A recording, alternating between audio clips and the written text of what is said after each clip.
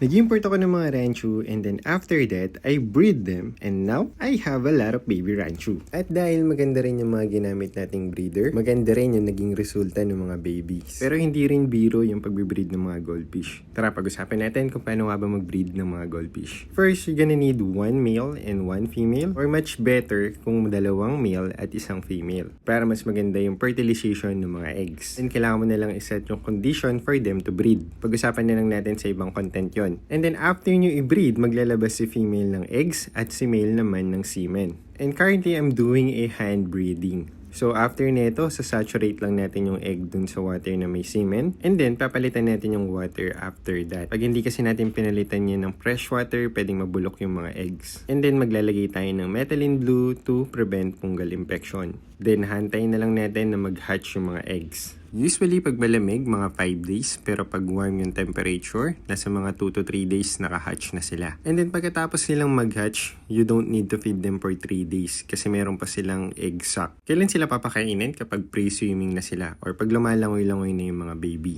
And the best food for them when they are young is BBS. Ito yung baby brine shrimp na hatchable. Mas maganda kasi siya kasi nagalaw. So, nai-induce yung mga instinct ng mga prey natin na kumain ng kumain. Kung hindi mo pa alam, the more they eat, the more they grow. And of course, since pinapakain mo sila, dudumi sila, kailangan natin linisin yung kanilang mga aquarium to make sure that the water is still livable para sa mga baby na to. Since they are a bit sensitive, kailangan yung pagpapalit ng tubig, dahan-dahan lang din. At yung pagpapasok ng bagong tubig is dahan-dahan lang din para hindi sila ma-water shock. And then you're gonna do that for around 2 to 3 weeks bago ka mag-proceed sa feeding ng pellets or steam egg or yung pinaka-best food for me is Tubipex. Just make sure lang na nag-treat ng Tubipex yung supplier mo.